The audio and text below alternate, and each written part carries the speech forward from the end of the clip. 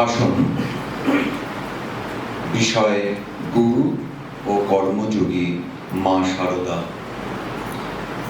বলবেন পূজনীয় স্বামী কৃষ্ণনাথানন্দজি মহারাজ। জননীং শারদাং দেবীং রামকৃষ্ণং জগদ্গুরুং পাদপদ্মে তয়শ্রিত্বা প্রণমামি মুহুর্মুহুঃ। এখানে উপস্থিত রামকৃষ্ণ মঠ ও রামকৃষ্ণ মিশনের অন্যতম সহসংঘাধ্যক্ষ পরম পূজনীয় স্বামী বিমলাত্মানন্দজির চরণে সাষ্টাঙ্গ প্রণাম জানাই আশ্রমাধ্যক্ষ পূজনীয় স্বামী আনন্দময়ানন্দজি মহারাজকে, এখানে উপস্থিত অন্যান্য সন্ন্যাসী এবং ব্রহ্মচারী মহারাজ তাদের সম্ভাষণ জানাই, নমস্কার জানাই এবং শ্রদ্ধা ও নমস্কার জানাই আজকে এখানে উপস্থিত ভক্তমণ্ডলীকে। কর্মযোগী মা শারদা আমাদের ভারতবর্ষে ঈশ্বর লাভ বা আত্মজ্ঞান লাভের মূলত চারটি পথের কথা বলা হয়েছে, যেটি চারটি যোগ নামে পরিচিত: কর্মযোগ, জ্ঞানযোগ, ভক্তিযোগ এবং রাজযোগ বা ধ্যানযোগ।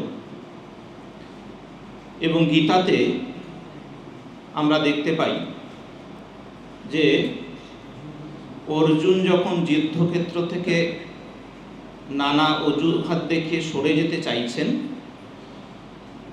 তখন শ্রীকৃষ্ণ তাকে নানাভাবে বুঝিয়েছেন এবং গীতাতে এই চারটি যোগের কথাই রয়েছে। এই যে কর্ম, জ্ঞান, ভক্তি, ধ্যান, এই চারটির সঙ্গে এই একটি শব্দই কমন জুড়ে রয়েছে, সেটি হচ্ছে যোগ। স্বামীজি যোগ বলতে একটা জায়গায় আলোচনা করছেন যোগশ্চিত্তবৃত্তি নিরোধः। আমাদের যে অন্তরের বৃত্তি রয়েছে, প্রবৃত্তি রয়েছে, সেগুলোকে সংযত করে আত্মায় যে আমরা নিবিষ্ট করার চেষ্টা করব, এটি হচ্ছে যোগ। যোগ হচ্ছে পথ যেটি আমাদেরকে ঈশ্বর লাভের দিকে বা আত্মজ্ঞান লাভের দিকে নিয়ে যাবে। আজকে আমাদের আলোচ্য যেহেতু কর্মযোগ, শ্রীশ্রীমায়ের জীবনে সেটি কীরকমভাবে আচরিত হয়েছে, তাই আমরা এই কর্মযোগের বিষয়ে মনোনিবেশ করি। কর্মযোগ কি? এই কর্মযোগের মধ্যে এইভাবে ভাবা যেতে পারে দুটো জিনিস রয়েছে। একটা হচ্ছে কি ধরনের কর্ম করব, আর দ্বিতীয় হচ্ছে যে কর্ম করব সেই কর্মটি কি ভাব নিয়ে করব। অর্থাৎ কর্ম করব, যে কোনো কর্ম করলে হবে না, ঠিক ঠিক কর্ম করতে হবে, আর এই কর্মের সঙ্গে ঠিক ঠিক ভাব থাকতে হবে। অনেকটা প্রপার অ্যাকশন এবং প্রপার অ্যাটিটিউড যদি বলি। তাহলে এই যে কর্মযোগ, কি ধরনের কর্ম করব, তিনটে ভাবে ভাবা যেতে পারে। একটি হচ্ছে তিন ধরনের: নিষ্কাম কর্ম, আরেকটি সকাম কর্ম, আরেকটি হচ্ছে নিষিদ্ধ কর্ম। এই নিষ্কাম কর্ম কি, কোনগুলোকে নিষ্কাম কর্ম বলবো, তার একটা রূপরেখা পাওয়া যেতে পারে। আমাদের শাস্ত্রে পঞ্চ মহাযজ্ঞের কথা রয়েছে, যে গৃহস্থ জীবনে এই পঞ্চ মহাযজ্ঞের অনুষ্ঠান করতে হবে। সেই পঞ্চ মহাযজ্ঞ কি? প্রথম হচ্ছে দেবযজ্ঞ। এই যে আমরা পুজো অর্চনা, দেবদেবীর জন্য যা ব্রত ইত্যাদি পালন করছি, এইগুলোকে বলছে দেবযজ্ঞ। দ্বিতীয় পিতৃযজ্ঞ, পিতামাতার সেবা। আমাদের পূর্বপুরুষ যারা জীবিত রয়েছেন বা নেই, তাদের সেবা বা যারা জীবিত নেই তাদের স্মরণ করে তাদের কল্যাণ কামনা করা, এটি হচ্ছে পিতৃযজ্ঞ।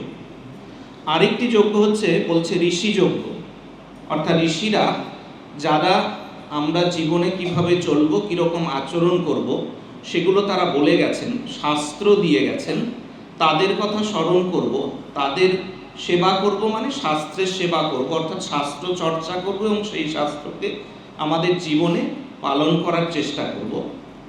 চতুর্থ হচ্ছে মনুষ্যযজ্ঞ, এই যে মানুষের সেবা ইত্যাদি যা আমরা করছি। আর পঞ্চম হচ্ছে ভূতযজ্ঞ, মানুষ ছাড়া অন্য যা প্রাণী আছে, গাছপালা, পশু পাখি, তাদের সেবা। সুতরাং এই বলা যেতে পারে নিষ্কাম কর্ম এই 5টি ধরনের আচরিত হতে পারে। এরপর সকাম কর্ম, কিছু কর্ম আমাদের নিজেদের জন্য করতে হয়, সেইগুলি হচ্ছে আমাদের নিজেদের প্রয়োজনের জন্য যতটুকু দরকার সেটা করা, এবং সেটার উপায় এবং উদ্দেশ্য যেন ভালো থাকে। এবং এই ধরনের সকাম কর্ম যে করব সেটাও পরিণত হতে হবে, যাতে আমাদের অধ্যাত্ম জীবনের বিঘ্নতা না ঘটায়। তাহলে নিষ্কাম কর্ম, সকাম কর্ম আর নিষিদ্ধ কর্ম যা কিছু এর বিপরীত। সুতরাং এই যে কি কর্ম করব, এটি একটি তার রূপরেখা। আর শুধু কর্ম করলেই হবে না, কর্ম অনেকেই করেন, সারাদিন আমরা কর্ম করছি, কিন্তু সেই কর্মের পেছনে একটা ভাব থাকতে হবে। সেইটি গীতাতে খুব সুন্দর রয়েছে, যে যিনি কর্ম করবেন সেটি যোগ হয়ে উঠবে যদি এই কর্মগুলোর সঙ্গে ভাব থাকে। সেইগুলো কি কি বলছে, যে আমরা যা কর্ম করব সেটা ঈশ্বরের নিমিত্ত করব, ভৃত্যবৎ করব। দ্বিতীয় হচ্ছে যা কর্ম করব তার সমস্ত কর্মই ঈশ্বরে সমর্পণ করব। তৃতীয়, অনাসক্ত হয়ে কর্ম করব। চতুর্থ, যে কর্ম করব সেখানে আমাদের জন্য কর্তৃত্ব না থাকে, অহংকার না আসে। এবং পঞ্চম যেটা, মহারাজ যখন স্বামীজির কর্মযোগ পাঠ করেছেন ওখানে একটা ছিল যে কর্ম যে করবে শান্ত থাকতে হবে। তাহলে এই 5টা জিনিস ভাবের ক্ষেত্রে, ঈশ্বরের জন্য কর্ম করছি, তার প্রীতির জন্য কর্ম করছি, ভৃত্যবৎ এই ভাব। দ্বিতীয় হচ্ছে যা কর্ম করছি তাতে সমর্পণ করছি। তৃতীয় হচ্ছে অনাসক্ত হয়ে কর্ম। চতুর্থ, কর্তৃত্বহীনতা যেন থাকে। আর পঞ্চম হচ্ছে শান্ত হয়ে কর্ম করা। এর মধ্যে দুটোর ওপরে খুব জোর দেওয়া হয়েছে, সেটা হচ্ছে অনাসক্ত হয়ে কর্ম করা আর কর্তৃত্ব যাতে না থাকে। তাহলে কি ধরনের কর্ম করব আর কিভাবে কর্ম করব বললাম। এর আলোকে মায়ের দৈনন্দিন জীবনকে দেখব, মা কিভাবে কর্ম করতেন সেটাকে একটু বোঝার চেষ্টা করব আমাদের ক্ষুদ্র বুদ্ধি দিয়ে। এই যে আলোচনা করব মা কীরকমভাবে কর্ম করতেন দৈনন্দিন জীবনে, সেটা করতে গিয়ে আমি 7টি ছোট ছোট অংশে ভাগ করে নিয়েছি। মা কর্ম করতেন সবসময়, যতদিন সুস্থ শরীরে থেকেছেন কর্ম করে গেছেন। প্রথম হচ্ছে কর্ম সম্পর্কে মায়ের দৃষ্টি কী ছিল। বিভিন্ন জায়গায় মা ছোট ছোটভাবে বিভিন্ন জনকে বিভিন্ন প্রসঙ্গে কর্ম নিয়ে কথা বলছেন। মা বলছেন প্রথম যে কর্ম করার উপকারিতা কি। বলছেন দেখো, একদণ্ড কাজ ছাড়া থাকা উচিত নয়। কেন? কর্ম করতে করতে নিষ্কাম ভাব আসে। আরেকটা বলছেন দেখো, কাজ হচ্ছে লক্ষ্মী, কাজে শরীর মন ভালো থাকে। এটা হচ্ছে কর্ম করার উপকারিতা। আচ্ছা, কর্ম যদি না করি তাও কিন্তু মা বলছেন। কর্ম না করার অপকারিতা কি সেটাও মা বলছেন। মা বলছেন দেখো, মনকে যদি আলগা দিয়ে রাখো কাজ না করে, তাহলে তা গোল বাঁধাবে। আরেকটা জায়গায় এই সন্ন্যাসীদের কাজকর্ম প্রসঙ্গে একবার মায়ের সঙ্গে তার এক সন্তানের কথোপকথন হচ্ছে। জিজ্ঞেস করছে, মা এই যে এত ধরনের কাজকর্ম ইত্যাদি সেবা টেবা এইগুলো, ভাবটা এই যে আমাদের তো জব ধ্যান নিয়ে থাকা উচিত। তো মা বলছেন দেখো, এই যে 24 ঘন্টা জব ধ্যান করতে কতজন পারে? এই যে কাজটা করছো তাতে কি হয়, একটু দৌড়ে দৌড়ে ঘুরতে হয় না, খাবার দাবারের জোগাড় হয়ে যায়, নালে খাওয়া কোথা থেকে জুটবে। তারপর বলছেন ঠাকুরের মঠ, মঠ এভাবেই চলবে যারা পারবে না তারা চলে যাবে। সুতরাং এটা হচ্ছে কর্ম না করার অপকারিতা। তৃতীয়, মা বলছেন যে ওই যারা বলছেন যে কর্ম করব না, শুধু জপ ধ্যান করব, মা একটা খুব সুন্দর কথা বলছেন। দেখো, এই অনেকে আছে ভাবটি এই জপ ধ্যান নিয়ে থাকবো, তা কি পারা যায়? তাতে অনেক সময় দেখা যায় মাথাটি বিগড়ে যায়। আরেকটা কি হয়, নিচের গরম ওপরে ওঠে। এটি মায়ের কর্ম সম্পর্কে তৃতীয় কথা। আর চতুর্থ বলছেন যে শুধু কর্ম করলে হবে না, কর্মের সঙ্গে জপ ধ্যানটা রাখা চাই। বলছেন সকাল সন্ধ্যে বসা চাই। ওইটি হচ্ছে নৌকার হাল। ওই সকাল সন্ধ্যে না বসলে কি করে বুঝবে কতদূর এগোচ্ছ? ওই বিচারটুকুকে কিন্তু রাখতে হবে, তাহলে ভালো মন্দ বিচার আসবে। তাহলে দেখুন, কর্ম সম্পর্কে চারটে জিনিস মা বলছেন। একটা হচ্ছে কর্ম করার উপকারিতা, কর্ম না করার অপকারিতা, শুধু জপ ধ্যান করার বিপদ, আরেকটা বলছেন কর্ম এবং জপ ধ্যান এই দুটো একসাথে যেতে হবে। এবং মা নিজেও কিন্তু আজীবন কর্ম করছেন। একদিন তিনি ঢেকিতে ধান কুটছেন, একজন জিজ্ঞেস করছেন যে মা তুমি এত কাজ করছো? তো মা বলছেন দেখো, আমি আদর্শের ঢের বাড়া করেছি। গোপেশ মহারাজ উনি একদিন গেছেন জয়রামবাটিতে, দেখছেন মা ঘরের দাওয়াতে বসে আটা মাখছেন। তো বলছেন মা তোমার এত কাজ করার কি আছে? তো মা বলছেন দেখো, আশীর্বাদ করো বাবা, এই কর্ম নিয়ে আছি, ভালো আছি, আশীর্বাদ করো, যতদিন আছি যেন কাজ করে যেতে পারি। এবং মনে হয় মা যে এই কাজ করে যেতেন, আজীবন গেছেন এবং কাজের কথা এত বলছেন, এই শিক্ষাটি ঠাকুরের কাছ থেকে মনে হয় তিনি পেয়েছেন। কারণ বলতেন, মাই বলছেন, ঠাকুর বলতেন দেখো, মেয়ে লোকেদের বসে থাকতে নেই, বসে থাকলেই নানান রকমের কুচিন্তা আসে।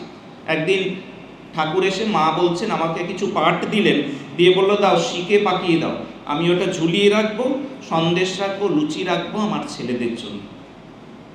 তো এই মা কর্ম সম্পর্কে কত উচ্চ ধারণা, নিরন্তর কর্মে নিযুক্ত থাকতে হবে, এই যে মায়ের ধারণাগুলি খুব স্পষ্ট। এটি হচ্ছে প্রথম। দ্বিতীয়, যেটা বললাম যে ভাবের কথা, মা কর্ম করছেন, দ্বিতীয় অনাসক্ত হয়েই মা কর্ম করছেন এবং ঈশ্বর প্রীতির জন্য কর্ম করছেন। এইটি মায়ের জীবনে আমরা দেখতে পাই। মাকে একদিন মায়ের এক সন্তান স্বামী বিশ্বেশ্বরানন্দজি তিনি জিজ্ঞেস করছেন মাকে, মা তুমি আমাদের কিভাবে দেখো? মা বলছেন দেখো, নারায়ণভাবে দেখি। তিনি জিজ্ঞেস করছেন নারায়ণভাবে দেখলে তো সন্তানভাবে দেখা হয় না। মা বলছেন দেখো, নারায়ণভাবেও দেখি, সন্তানভাবেও দেখি। আরেকটি রয়েছে, মা জয়রামবাটিতে রয়েছেন, বেড়াল ছিল, ওই জ্ঞান মহারাজ ছিলেন, তিনি বেড়ালকে খুব পেটাতেন। মা কিন্তু ওই বেড়ালের একটু যত্ন নিতেন। মা কলকাতায় যাবেন, তো জ্ঞান মহারাজকে বলছেন ওগো এই বেড়াল রইল, একটু দেখো। এটা বলে মায়ের একটু সন্দেহ হলো যে জানেন যে পেটাবে। মা বললেন দেখো জ্ঞান, ওর মধ্যেও আমি রয়েছি। এই দুটি উদাহরণ এই কারণে দিলাম, মা যে রয়েছেন, অন্যদের মধ্যে রয়েছেন, মায়ের কাছে যারাই এসছেন মা কিন্তু তাদেরকে এই যে নারায়ণ বুদ্ধিতে তাদের জন্য করছেন। শুধুমাত্র তাই নয়, আরও এগিয়ে গিয়ে মা তাদের মধ্যে নিজেকে দেখছেন। এটি ওই যে অনাসক্ত হয়ে কর্ম করা, এই যে মা কিন্তু তাদের প্রীতির জন্য ঈশ্বরকে দেখছেন, তাদের প্রীতির জন্য, তাদের সেবার জন্যই মা কর্ম করছেন। এবং সেই জন্যই মায়ের কর্মে কোনো ভেদ ছিল না। মা যেমনি রাধু, মাকু, ন্যাড়া, ভূদেব, মায়ের ভাই, ভাই বউ তাদেরকে সেবা করছেন, মা কিন্তু মায়ের কাছে আগত সন্তান, গ্রামবাসী যে যখন যেরকম মায়ের কাছে এসছেন তাদেরও সেবা করছেন। ইতর প্রাণী পর্যন্ত বাদ যায়নি। ওই যে ভূতযজ্ঞের কথা বললাম, এই যে আলোচনা করব যখন দেখবেন যে মায়ের জীবনে এই সবগুলোই রয়েছে, কেউ বাদ যায়নি। এক সন্তান গরু কিনতে চাইলেন মায়ের জন্য জয়রামবাটিতে, মা ইচ্ছে নেই, তাও গরু কেনা হলো। মা বললেন দেখো ওই গরু কিনে ও একটা হাঙ্গামা বাড়িয়ে দিয়ে গেছে, কিন্তু ওই গরুটার খোঁজ নিচ্ছেন। একদিন যখন গরু চিৎকার করছে, মা বলছেন যাই, গেলেন, গরুর পেটে হাত দিচ্ছেন, দিয়ে একটু হাত বুলিয়ে দিলেন, আস্তে আস্তে আস্তে আস্তে তার ব্যথা তার শান্ত হল। তো এই কয়েকটি কথা বলছে এই কারণে যে মা কিন্তু কোনো মায়ের যে সেবা, মায়ের জীবন অন্যের জন্য, মায়ের কর্ম অন্যের জন্য, বিভিন্ন শ্রেণীর মানুষ শুধু নয়, এই ইতর জীবজন্তু পর্যন্ত কিন্তু মায়ের সেবা পেয়েছে। এরকম বহু ঘটনা আপনারা জানেন। এবং সবসময় মায়ের যা কিছু কর্ম দেখা যাবে কিন্তু পরার্থে। মা বিষ্ণুপুর হয়ে কলকাতা যাবেন, গেছেন কলকাতায়, গরু গাড়িতে করে গেছেন জয়রামবাটিতে, রাধুদি সঙ্গে রয়েছেন। তো ঠিক সেই সময় বরদা মহারাজ এসছেন। কেন? তখন জয়রামবাটি অঞ্চলে দুর্ভিক্ষ হচ্ছে। ওই যে গরুর গাড়ি, ওতে উনি চাল কিনে চালের বস্তা নিয়ে যাবেন। রাধুদি বায়না ধরলেন যে বরদা মহারাজকে ওর সাথে কলকাতায় যেতে হবে। মা বলছেন, না গো, দেখো ও চাল কিনে নিয়ে যাবে, এতে মানুষের সেবা হবে, ওর ওপরে কিন্তু অনেকের জীবন নির্ভর করছে। এই সেবাটি মায়ের কাছে গুরুত্বপূর্ণ। বরদা মহারাজের যাওয়া হলো না, তিনি কিন্তু ওই গরুর গাড়িতে চাল নিয়ে সেবার জন্য চলে এলেন। এটি হচ্ছে মায়ের দৃষ্টিভঙ্গি। উড়িষ্যায় 1918 সালে দুর্ভিক্ষ হয়েছে। শরৎ মহারাজ চিঠি লিখেছেন দুর্ভিক্ষ পীড়িতদের কষ্ট জানিয়ে মায়ের কাছে প্রার্থনা করছেন, আপনি আশীর্বাদ করুন যেন এই কষ্ট লাঘব হয়। প্রবোধবাবু মাকে এই চিঠি পড়ে শোনাচ্ছেন, মায়ের চোখ দিয়ে ঝরঝর করে জল পড়ছে এবং মা বলছেন, দেখো শরতের কি দিল। তো এই যে মায়ের ভাবনা কিন্তু সর্বত্র প্রসারিত ছিল। মায়ের প্রতিটি কর্মের পেছনে হচ্ছে এই ভাব যে কি করে অন্যের সুখে শান্তিতে থাকতে পারবে। জয়রামবাটিতে রয়েছেন, হঠাৎ করে তিনি আওয়াজ শুনতে পাচ্ছেন সাপুড়েরা এসছে, ডুগডুগি বাজাচ্ছে। তো দেখছেন যে সাপুড়েরা এসছে, ওনার মায়ের খুব ইচ্ছে সাপ খেলা দেখেন, কিন্তু কাউকে দিয়ে ডাকতে পারছেন না, নিজেই বেরিয়ে পড়েছেন, বালিকার মতো ডেকে নিয়ে এসছেন। বলছেন, তোমরা সাপ খেলা দেখাও, কত টাকা লাগবে কি লাগবে সেসব কোনো খোঁজ নেই। তো তারা সাপ খেলা দেখাচ্ছেন, অন্য সবাই এসছে, গ্রামবাসীরা জুটে গেছে। তো সাপ খেলা দেখানো হয়ে গেলে মা ওদেরকে 2টি টাকা দিয়েছে। তো ওই সাপুড়েদের যে নেতা যে সে এসে মাকে প্রণাম করছেন। তখন মায়ের এক ভাই বউ বলছেন, এই দেখো খেলা দেখিয়েছে, 2টো টাকা দিয়েছে, আবার প্রণাম করতে দেওয়া কেন, ছুতে দেওয়া কেন? তখন মা বলছেন, দেখো আমি কি করব, ওরা প্রণাম করলে আর প্রণাম করলে আমি একটু মাথায় হাত দিবনি, সেটি কি হয়? এইটি হচ্ছে মায়ের ভাব। এবং মা কাউকে বঞ্চিত করতেন না। রামময় মহারাজ তখন ক্লাস 8-এ পড়েন, মায়ের কাছে যাতায়াত করতে শুরু করেছেন। তো ওই সপ্তাহান্তে তিনি মায়ের কাছে আসতেন। তো একদিন একজন মায়ের প্রতিবেশী সে ঘুনি খিচুড়ি রান্না করে দিয়েছে, তিনি রামময় মহারাজের জন্য রেখে দিয়েছেন। তো রামময় মহারাজ এলে মা তাকে দিয়েছেন, পুরোটাই দিয়েছেন। রামময় মহারাজ পুরোটা খেতে পারেননি। তারপর মাকে বলছেন যে আমি এটা ফেলে দিই। মা বলছেন, কেন গো, ফেলবো কেন? যার যা প্রাপ্য তাকে দিতে হয়। যেটা গরুর খাবার সেটা গরুকে দিতে হবে, কুকুরকে দিতে নেই। যেটা কুকুরের খাবার সেটা অন্যকে দিতে নেই। আর গরু কুকুর যেটা খেতে পারে না সেটা বরং পুকুরের জলে দাও, মাছে খাবে। এই ছোট্ট ছোট্ট জিনিস মানে দৈনন্দিন জীবনে কর্ম করছেন, কিন্তু এত খুঁটিনাটি মনে রাখছেন। কিন্তু মাঝে এই যে কর্ম করছেন, এই রাধু মাকু এদের সবাইকে নিয়ে একদম সংসারের কাজে ব্যস্ত, দূর দূরান্ত থেকে ভক্ত ইত্যাদিরা আসছে। অনেকেই মাকে ভুল বুঝতো, ভাবতো এই যে মায়ের এই কর্মজীবন এটা আর কিছু নেই, আসক্তিতে ভরা। এবং একদিন ভক্ত বলেও ফেলল, মা এ দেখছি ঘোর মায়ায় বদ্ধ। তো মা খুব অস্ফুট স্বরে বললেন, কি করব বাবা, নিজেই তো মায়া। যে কথা বলেছিল সে বুঝতে পারেনি মায়ের এই কথার তাৎপর্য, কিন্তু এইটি বাইরে থেকে মনে হতো। বরদা মহারাজ ঈশানানন্দজি একটা খুব চমৎকার মর্মস্পর্শী ঘটনা কথা তিনি লিখেছেন। মা তখন কোয়ালপাড়াতে রয়েছেন, মাকুর সন্তান ন্যাড়া মারা গেছে। মা খুব স্নেহ করতেন, মায়ের খুব কষ্ট হয়েছিল।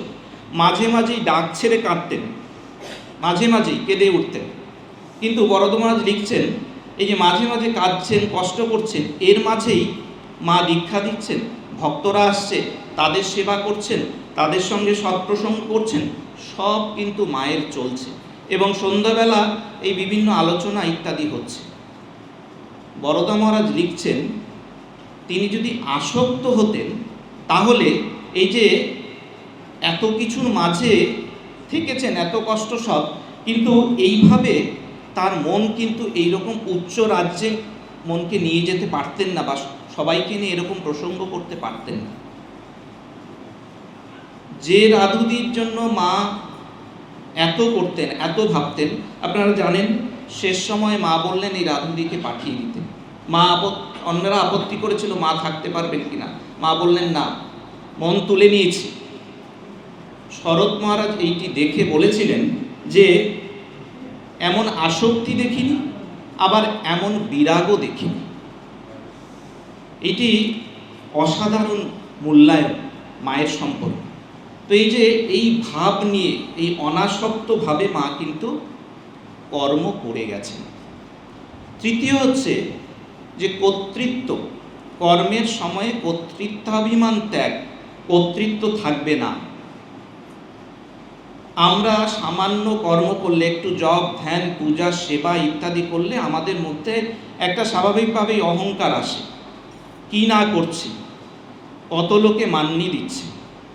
কিন্তু আমরা জানি না ওই যে রয়েছে ঈশ্বর সর্বভূতানি যন্ত্রারূঢ়ানি মায়া, তিনি আমাদের ভেতরে রয়েছেন, আমাদের প্রকৃতি প্রবৃত্তি অনুযায়ী তিনি আমাদেরকে কর্মে নিয়োজিত করছেন, কিন্তু সেটা আমরা ভুলে যাই। মায়ের জীবনে এই যে মাকে ভগবতী, কালী, দেবী, জগদ্ধাত্রী লোকে এত কিছু বলছে, মায়ের মধ্যে কোনো হেলদোল নেই। অত্যন্ত সাধারণ জীবনযাপন করেছেন, সাধারণ একটা শাড়ি পরতেন, চটি জুতো পরতেন না। এই গোলাপ মা এদেরকে নিয়ে আছেন, সবাইকে নিয়ে আছেন, সাধারণ মানুষের মতো কিন্তু তিনি আচরণ করছেন। অনেক সময় যারা মাকে দেখতে আসতো তারা গোলাপ মার সাথে মাকে গুলিয়ে ফেলত। একজন লিখেছিলেন যে এই না হলে নয়, এই যে লোকে যেভাবে তার পায়ে লুটিয়ে পড়ছে, আমরা সাধারণ মানুষ হলে আমরা অহংকারে মত্ত হয়ে যাব। মায়ের ক্ষেত্রে তার লেশ মাত্র নেই।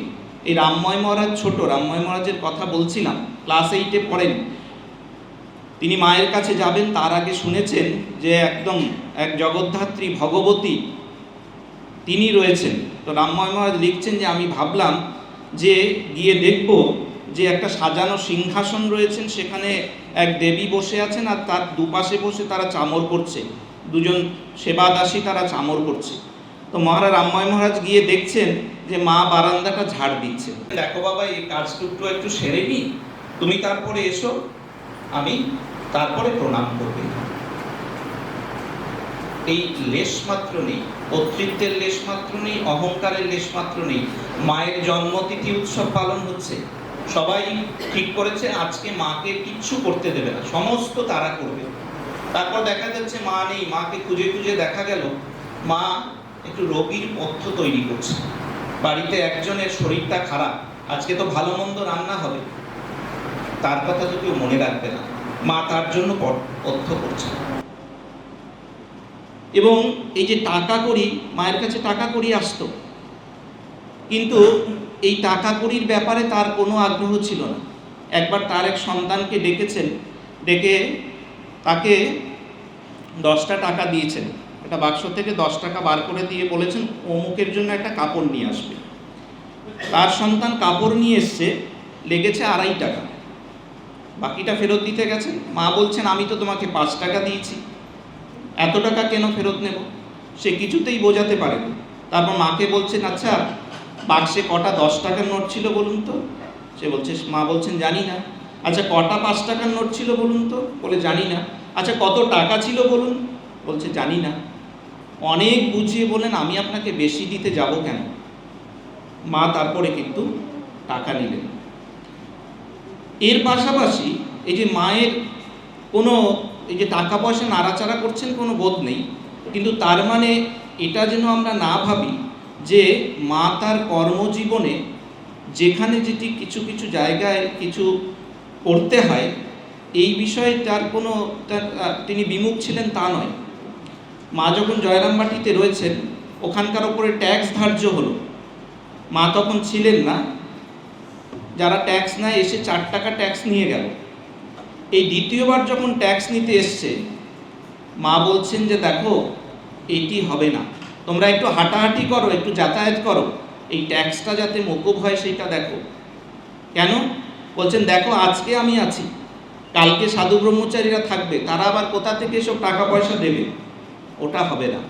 এবং তাই হলো, সন্তান যাতায়াত করে ট্যাক্স মকুব হয়েছিল।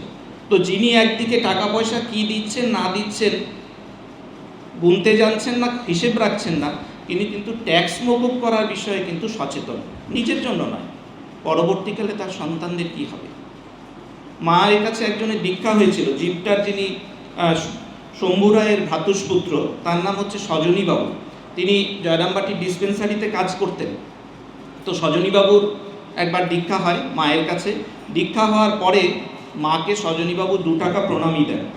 তো মা 2 টাকাটা ফেরত দিলেন।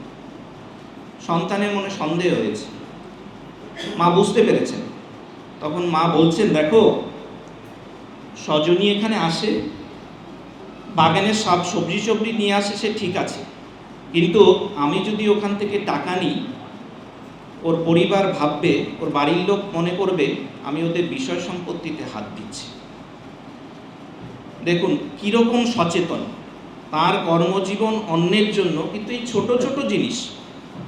এবং কর্মজীবনে তিনি কিন্তু এই যে কর্তৃত্ব নেই, অন্যের জন্য ভাবছেন, সাথে সকলকে নিয়ে চলা, মানিয়ে নিয়ে চলা। বলছেন দেখো, ওই যে রাধুর ঘরে তত্ত্ব পাঠাবো, আমি নলিনীর সাথে পরামর্শ করি। কেন? ওই নলিনী আর ছোট বউ সাপে নেউলে, এই নলিনীকে আমি জিজ্ঞেস করি আচ্ছা রাধুর ঘরে কী তত্ত্ব পাঠাবো? নলিনী বলে মা ওদের যেরকমই মন হোক তুমি ওরকম করবে কেন? মা বলছেন আমি একটা ফর্দ দিই, সে নলিনী আরও বাড়িয়ে দেয়, আর নইলে আমি যদি না করি তাহলে একটা বিশাল কাণ্ড ঘটিয়ে বসবে। তারপরে খুব গুরুত্বপূর্ণ কথা বলছেন, দেখো সব লোককে কিছু অধিকার দিয়ে মানিয়ে একটু নিচু হয়ে চলতে হয়। সব লোককে একটু অধিকার দিয়ে মানিয়ে নিচু হয়ে চলতে হয়, নইলে কিন্তু মাঝে মাঝে লেগে যাবে। বলছেন এখানে লেগেও যায়, কিন্তু কি করব ভাবি, তার সংসার। তো এই যে তার কর্তৃত্ব ছিল না, এ বিষয়ে মাধবানন্দজির একটা অসাধারণ মূল্যায়ন রয়েছে।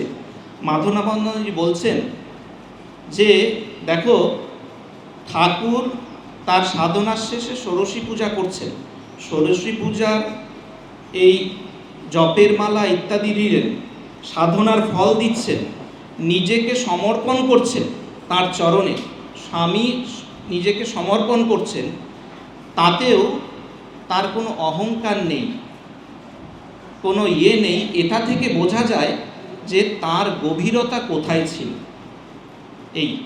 এটি একটি অসাধারণ মূল্যায়ন। তাহলে এই আমরা 3টি বলেছি, একটি হচ্ছে কর্ম সম্পর্কে মায়ের কী ভাব, দ্বিতীয় মা কীরকমভাবে অনাসক্ত হয়ে ঈশ্বর প্রীতির জন্য কর্ম করতেন, তৃতীয় বললাম যে মা মধ্যে কর্তৃত্ব ভাব একেবারে ছিল, চতুর্থ কি, ছোট ছোট মা বলতেন দেখো যে কাজ করবে ভালোবেসে কাজ করবে। এই ঘটনা আপনাদের সবাই জানা। একদিন ঝাড় দিচ্ছিল একজন ঝাড়ু নিয়ে, সেই ঝাঁটাটাকে ছুঁড়ে ফেলেছে। মা বলছেন দেখো এই ছোট কাজটা সেটা শ্রদ্ধার সাথে করতে হয়, আর যাকে রাখো সেই রাখে। সমস্ত কাজ মা যা করছেন, ওই যে টুকরি এসছে সেটাকে অন্যরা হলে হয়তো ফেলে দিত, মা দেখলেন এটা কাজে লাগবে, মা ওটা রেখে দিচ্ছে। এই যে আমরা যেখানে থাকি আমাদের কর্মজীবনে যা রয়েছে প্রত্যেকটার একটা আলাদা সম্মান রয়েছে। এইটি কিন্তু মায়ের এই যে কর্মযোগ, মায়ের জীবনের কর্মজীবন থেকে এইটি শেখার। আরেকটি কি, পঞ্চম, মা বলতেন দেখো কর্মকুশল হতে হবে। ঈশানানন্দজি মাতৃ সান্নিধ্যে এই ঘটনাটি কথা বলেছেন যে একবার মা তখন জগদম্বা আশ্রমে রয়েছেন, বেলুড় মঠ থেকে একজন ব্রহ্মচারী গেছে, তার খুব ইচ্ছে সেখানে কয়েকদিন থাকে, মাকে খুব ধরেছে। মা বললেন দেখো এখানে জায়গাপত্র কোথায়, কিন্তু তার খুব ইচ্ছে। মা বলছেন ঠিক আছে, তোমার যখন এতটা ইচ্ছে তুমি মহারাজকে বলো। সে থাকলো। একদিন ওই রাধুদি তখন অসুস্থ, মায়ের জন্য পথ্য রান্না হতো। তো একদিন সে একেবারে তার খুব ধরলো মাকে, মা আমি এই পথ্য রান্না করবো আজকে। মা খুব রাজি ছিলেন না, তারপরে মা বললেন ঠিক আছে, অনুমতি দিলেন। তো সে আশ্রম থেকে একটা পথ্য রান্না করে একটা বাটিতে করে নিয়ে যাচ্ছে, সেটা গরম ছিল, হাত থেকে পড়ে যায়। তো সেই খালি পাত্র নিয়ে কি করবে, গেল মায়ের কাছে খালি পাত্র নিয়ে, সে একেবারে কিংকর্তব্য বিমূঢ়। মা সেদিন কিছু বললেন না, কারণ রাধুদির সেদিন পথ্য খাওয়া হয়নি। মা একটু অসন্তুষ্টই হলেন। এরপরে মা সেবককে একটা খুব মূল্যবান কথা বলেছিলেন। বললেন, দেখো ছেলেটি ভালো, কিন্তু আমার এখানে আটে পিঠে আমার এখানে কাজের জন্য চৌখাস দরকার, অর্থাৎ কাজ করব যে কাজে আমাদের কর্মকুশল হতে হবে। বলছেন দেখো, ওই অনেকে হুজুগে বড় বড় কাজ করে, কিন্তু তা নয়, মানুষের যে খুঁটিনাটি কাজ সেইটাতে শ্রদ্ধা দেখে কিন্তু বোঝা যায় যে মানুষটি কীরকম, সে কীরকম, কতটা কর্মকুশল, এইগুলো বোঝা যায়। ছোট্ট জিনিস, কিন্তু মায়ের অবজারভেশন এবং মায়ের যে এ প্রসঙ্গে মায়ের যে মতামত, সে কিন্তু খুব গুরুত্বপূর্ণ। আরেকটি কি, ষষ্ঠ যেটি, মা বলতেন দেখো সামর্থ্যের থেকে বেশি কাজ করবে না। মা জয়রামবাটিতে রয়েছেন, রান্নাবান্না রাঁধুনি আছে, একদিন রাঁধুনি অনুপস্থিত। তো মায়ের এক সন্তান, সে মাকে খুব ধরেছে যে আমি আজকে রান্নাবান্না করব। মা তাকে কিছুটা নিরস্ত করতে চাইলেন, বললেন দেখো এই যে রান্নাবান্না এবং এর সাথে অনেক বাসন টাসন ইত্যাদি আছে, এইগুলো এত নাড়াচাড়া তুমি করতে পারবে না, এত হান্ডা বাসন কোসন এগুলো কি করে মাজবে, দরকার নেই। সে বিশেষ শুনতে চাইল না এবং সে কিন্তু সেই কাজে লেগে গেল। এবং সত্যি পরবর্তীকালে হয়েছিল যে এই মা যেটা না করেছেন, মা জানতেন এই ব্রহ্মচারী মায়ের সন্তান সে যে কাজ করতে চাইছে সেটার সামর্থ্য তার নেই। মা সেই জন্য তাকে না করেছিলেন, সে শুনল না এবং সে কিন্তু সমস্যায় পড়েছিল। মা একটা কথা খুব সুন্দর ব্যবহার করেছিলেন। মা বলেছিলেন দেখো, আগুবাড়া হয়ে কোনো কাজ করবে না, আগুবাড়া হয়ে কোনো কাজ করবে না। তোমার ক্ষমতা আছে তো, এইটি মা বলতে চাইছেন যে আমাদের ক্ষমতা আছে তো, সেইটি বুঝে যেন আমরা কাজে হাত দিই। আর শেষ যেটি, সেটি হচ্ছে ওই যে কর্মযোগে রয়েছে, স্বামীজি বলছেন যে কর্মক্ষেত্রে আমরা যে কাজ করব, আমরা অনেক সময় হইচই ফেলে দিই, একেবারে শান্ত থাকতে হবে। এই মায়ের সারা জীবনে দেখা গেছে মা এত কাজ করেছেন, কিন্তু মা শান্ত। এমন যা ঘটনাই হোক না কেন, মা কিন্তু কোনোভাবেই কোনো উদ্বেগ প্রকাশ করছেন না, তার মধ্যে কোনো প্রতিক্রিয়া হচ্ছেন না। একটা ঘটনার কথা বলি, মা জয়রামবাটিতে রয়েছেন, তো মায়ের ওখানে একটা টেবিল ছিল এবং টেবিলটা ওই মাঝে জোড়া দেওয়া, কাঠ দিয়ে জোড়া দেওয়া। মা ঘর পরিষ্কার করবেন, তো ওই টেবিলটা সরাতে গেছেন, কিছু করতে গিয়ে ওই যে জোড়া কাঠ ছিল সেটা পড়ে যায়, একেবারে মায়ের পায়ে পড়ে যায়, পা থেকে কিছুটা চামড়া সরে গিয়ে রক্ত বেরোতে থাকে। মা বসে পড়ে, খুবই কষ্ট, যন্ত্রণা, মায়ের মুখে কোনো আওয়াজ নেই, চোখ দিয়ে ঝরঝর করে জল পড়ছে। কাছে সন্তান যিনি ছিলেন তিনি চলে এসছেন, সন্তান ছিলেন শারদেশানন্দজি, গোপেশ মহারাজ। দেখছেন মা চুপচাপ বসে আছেন, চোখ দিয়ে ঝরঝর করে জল পড়ছে। মা বলছেন দেখো এই তো কি করব, ঝাড় দিচ্ছি। ওই একটা ছেলে এসেছিল, তাকে বললেই তো হতো, টেবিলটা সরিয়ে দিত, কিন্তু কি করব, কর্মফল তো ভুগতেই হবে, কপালে যা লেখা আছে। মা তো বসে পড়েছেন। চারিদিকে আস্তে আস্তে খবর হয়েছে, নলিনী দিদি ছুটে এসছেন এবং নলিনী দিদি এসে কিন্তু ওই নিজের সন্তানদের যেরকম শাসন করে মাকে শাসন করছেন। তোমার তো ভারী, সব কিছুতে এত হাত লাগাতে হয়, এটা তোমার করার কি দরকার ছিল, ইত্যাদি একটা হুলস্থুল জুড়ে দিলেন। তো সন্তান একটু সেবা যা যা করার প্রাথমিক করে দিল, আর মা সন্তানকে বলছেন দেখো এই যা হয়েছে হয়েছে, শরৎকে কিন্তু কিছু জানিও না, কারণ শরৎ মহারাজ কলকাতায় আছেন, জানতে পারলে শুধু শুধু উদ্বিগ্ন হবে। যাই হোক, শরৎ মহারাজের কাছে কিন্তু অন্যভাবে খবরটা পৌঁছেছিল। তো শরৎ মহারাজ ডাক্তারবাবুকে পাঠালেন, ডাক্তারবাবু এলেন, এসে দেখলেন যে অনেকটাই ক্ষত সেরে গেছে। শরৎ মহারাজকে আবার চিঠি লিখলেন যে এখন এটা অনেকটা সেরে গেছে, আপনি চিন্তা করবেন না। এবং শরৎ মহারাজ আবার অনুরোধ করে পাঠালেন যে ভবিষ্যতে যদি এই রকম হয়, মা যেন অবশ্যই শরৎ মহারাজকে খবর দেন। যেটা বলার এখানে, মা এই যে এত কিছু হয়েছে সেটা কিভাবে নিচ্ছেন, এতটুকু উদ্বেগ নেই, কাউকে দোষারোপ নেই। মা বলছেন দেখো মানুষ নিজের যে কর্ম তার ফল ভোগ করে। এর জন্য আমাদের জীবনে যা হবে অপরকে দোষী না করে ভগবানের কাছে প্রার্থনা করতে হবে, আর তার কৃপার উপর নির্ভর করতে হবে এবং ধীরভাবে সকল অবস্থায় সহ্য করে যেতে হবে। এই ঘটনা, এরকম ঘটনা মায়ের জীবনে আরও ছোট আছে, কিন্তু এই যে কিভাবে গ্রহণ করছেন তার দৈনন্দিন জীবনে এই সমস্ত ঘটনাগুলো আসছে, যেগুলোতে আমাদের মধ্যে প্রতিক্রিয়া হয়। মায়ের মধ্যে কোনো প্রতিক্রিয়া হচ্ছে না, শান্তভাবে মা কাজ করছে। আমি এই 7টি দৃষ্টিকোণ থেকে দেখলাম, এবং একটু যদি ভেবে দেখেন, ওই যে প্রথমে কি ধরনের কর্ম করব আর কি ভাব নিয়ে করব, তার সেগুলো সবই কিন্তু মায়ের মধ্যে আছে। বিশেষত গীতাতে যে বলছে অনাসক্ত হয়ে কর্ম করবে এবং কোনো কর্তৃত্ব থাকবে না, সেইভাবে কাজ করবে মার মধ্যে, তা তো ছিলই।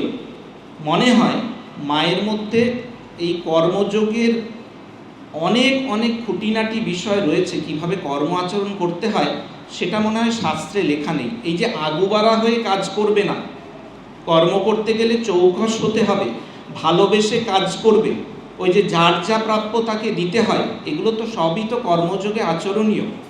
সেই জন্য ওই যে কর্মযোগের আলোকে মায়ের কর্মজীবনকে দেখব, না মায়ের মধ্য দিয়ে নতুনভাবে একটা কর্মযোগের ভাষ্য রচনা করব, সেটা কিন্তু ভাবনার রয়েছে।